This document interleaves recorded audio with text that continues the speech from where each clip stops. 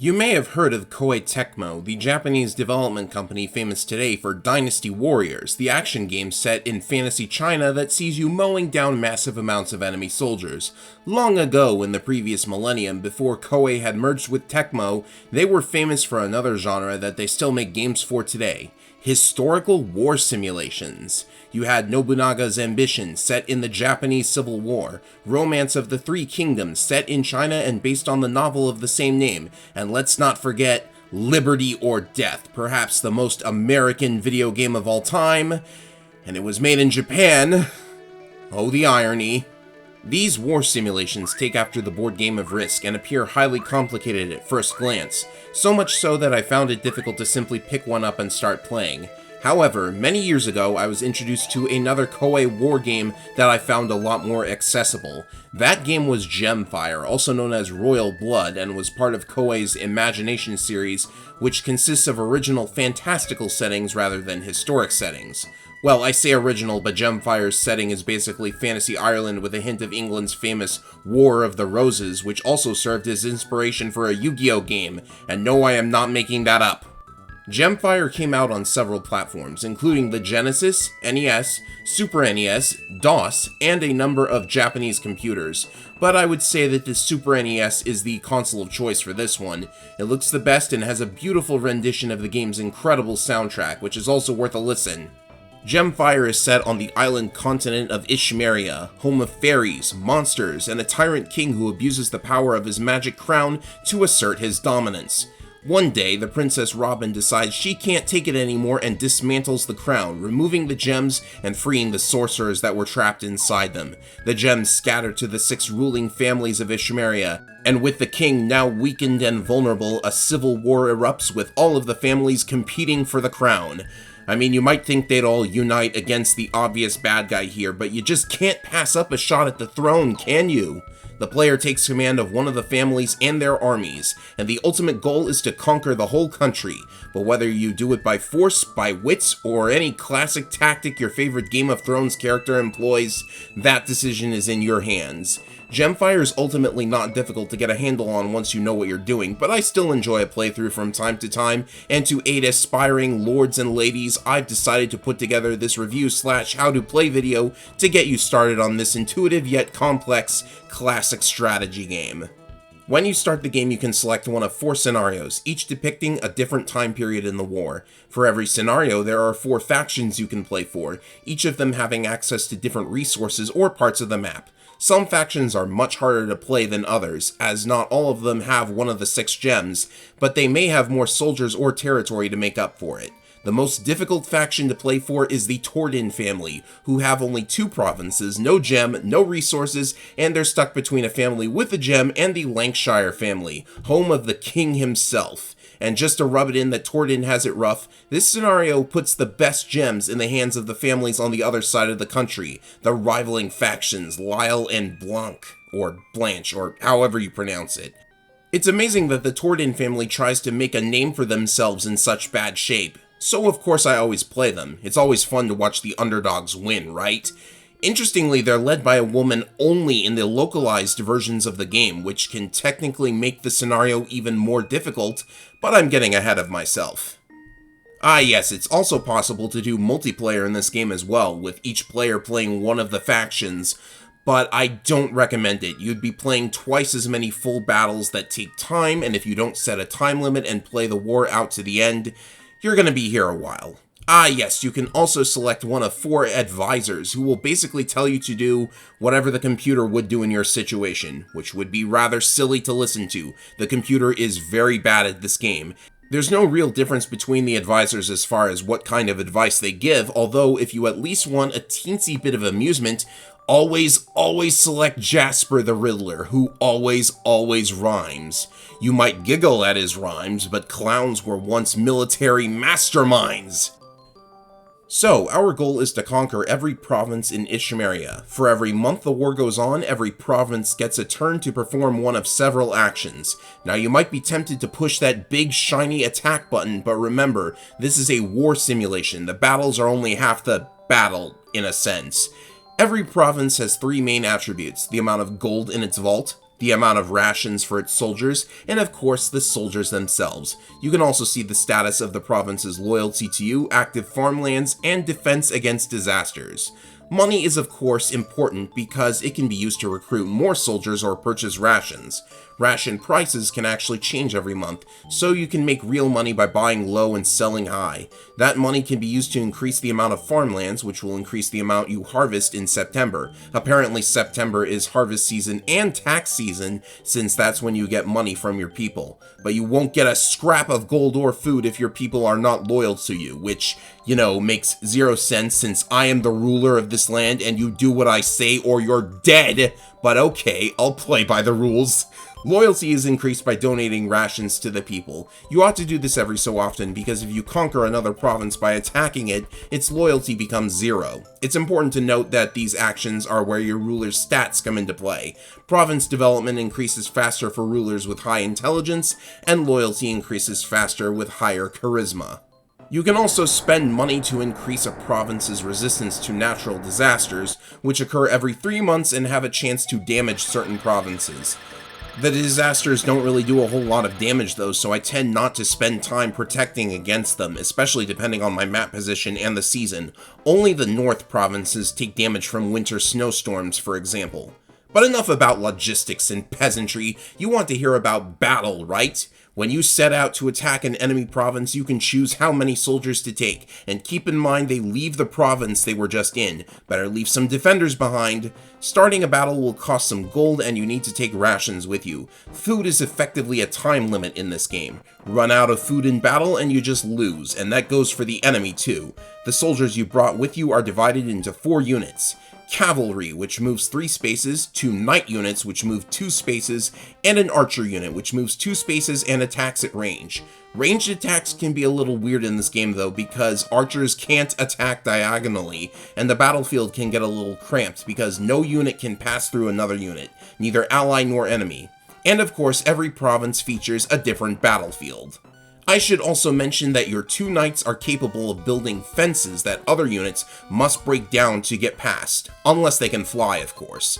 This mechanic can be inconsistent though, because I'm actually not sure what determines the chances of successfully building or destroying a fence. Maybe it has to do with the number of soldiers in the unit or the type of unit, but I've spent way too many turns whacking a fence with a 30-man cavalry unit to no avail to think that's how it works. Still, it's not impossible for the scales of battle to tip, simply because a fence managed to stall the enemy for 1 extra turn. It's also amusing to build fences around your flag and let that be all the protection you need. That aside, the battles basically play out similar to Advance Wars. You move units, you attack enemies, and your goal is to either wipe them all out or get a unit onto the enemy flag. The number of soldiers in a unit is both the unit's attack power and their life meter. There is also a facing mechanic. Strike an enemy from the side or behind to do a lot more damage. However, what's most important to damage calculation is the ruler commanding them. Their battle attribute also plays a part in damage calculation. A ruler with high battle skill is enough to sway an otherwise even match, but there's another mechanic that can tip the scales. You can also recruit mercenary units to your side. Different mercenary units are available in each province, and they range from specialized soldiers to a wide variety of monsters such as orcs, gargoyles, and the infamous wyvern. Yes, the dreaded backdoor wyvern ambush exists in games other than Fire Emblem. It even has a unique battle theme. 5th unit effectiveness not only relies on health, but also on totally invisible attack and defense scores. 5th unit health does not restore to full after every battle, instead they get a portion of health back every month. You do not want your 5th unit to get knocked out entirely. This will cause your ruler to take a permanent penalty to their battle skill. If I had to guess, I'd say they did that to introduce an element of risk, because 5th units can really decimate enemy armies. They're more dangerous than your regular soldiers.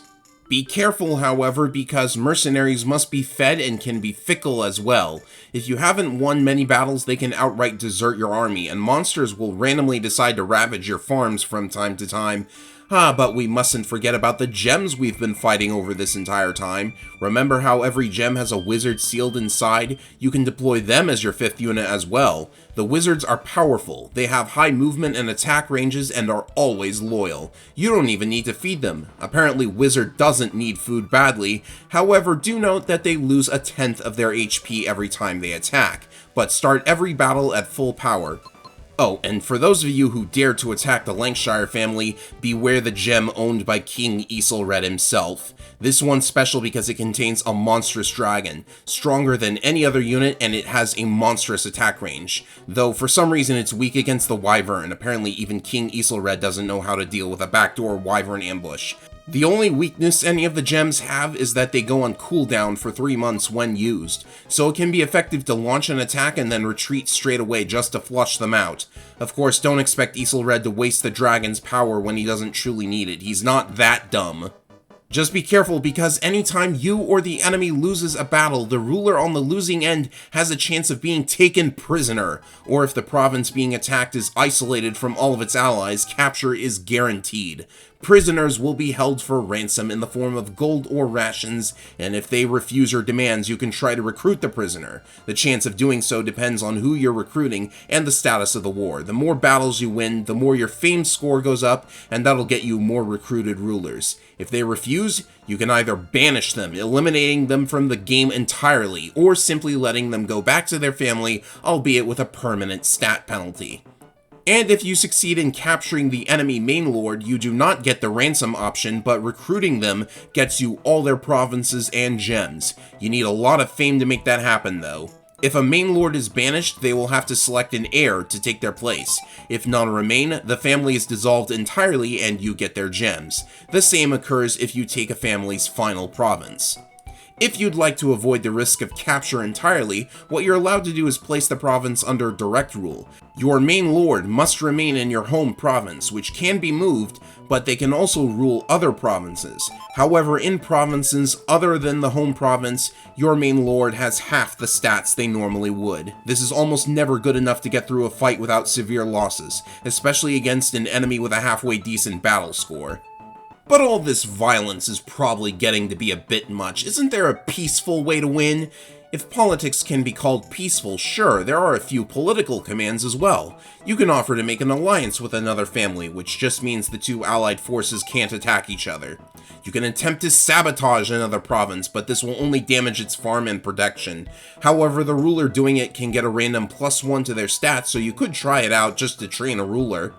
Plunder, on the other hand, is a hilarious command. It lets you select a neighboring province, and if your ruler's combined battle and intelligence scores are higher than the target's, you outright steal 20% of their money and food, and you can do it over and over. Not only can it be used when you're desperate for money, you could outright steal an entire pantry of food and then attack, watching as the soldiers keel over and die of starvation. Mwahaha!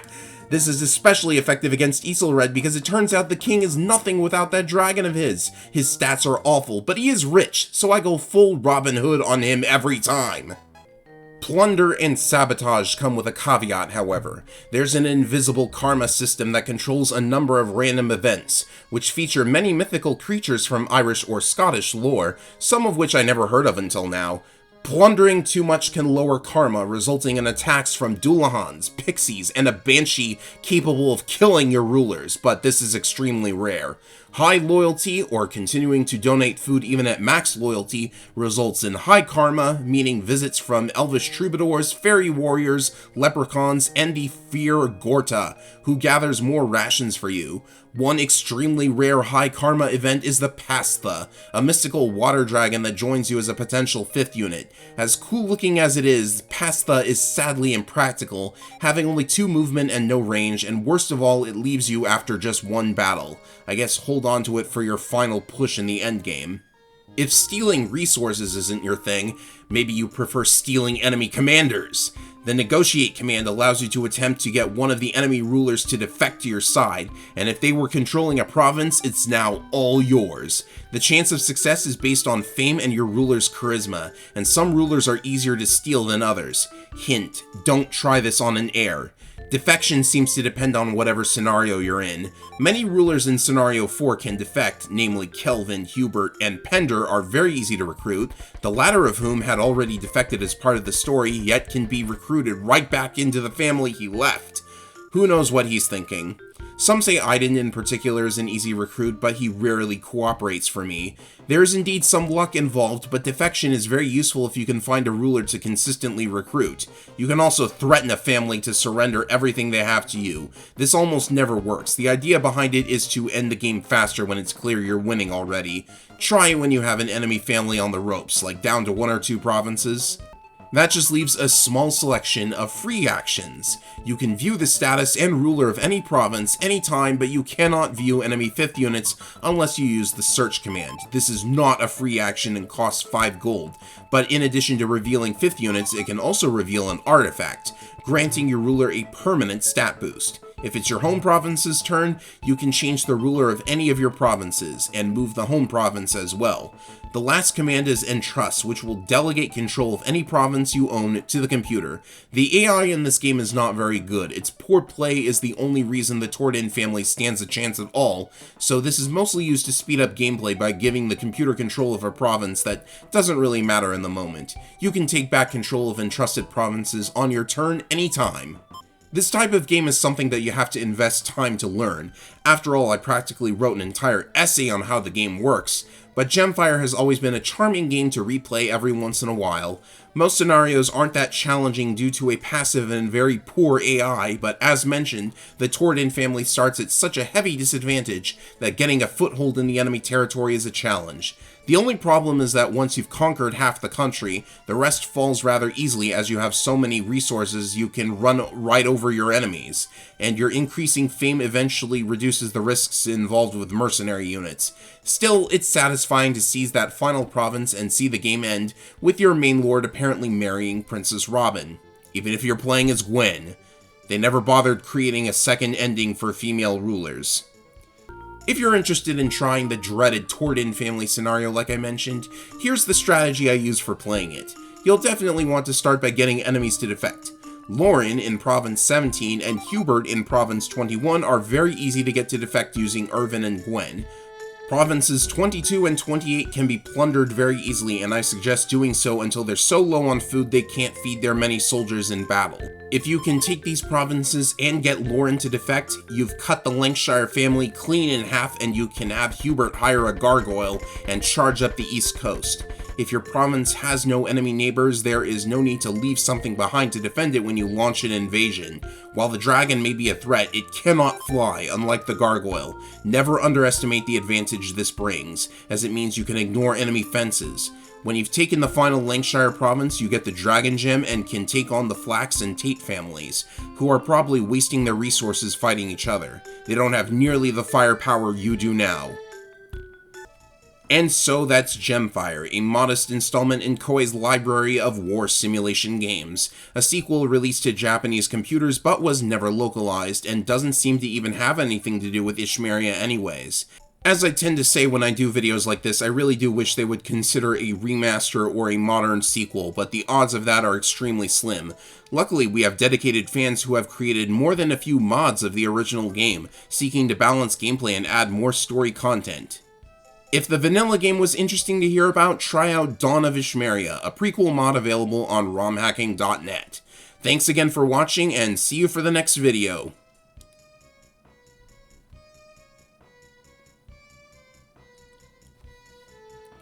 Oh dear Lady Anise, what a shame this is. It seems your family has opted not to pay the ransom to get you back safe and sound. Bend over.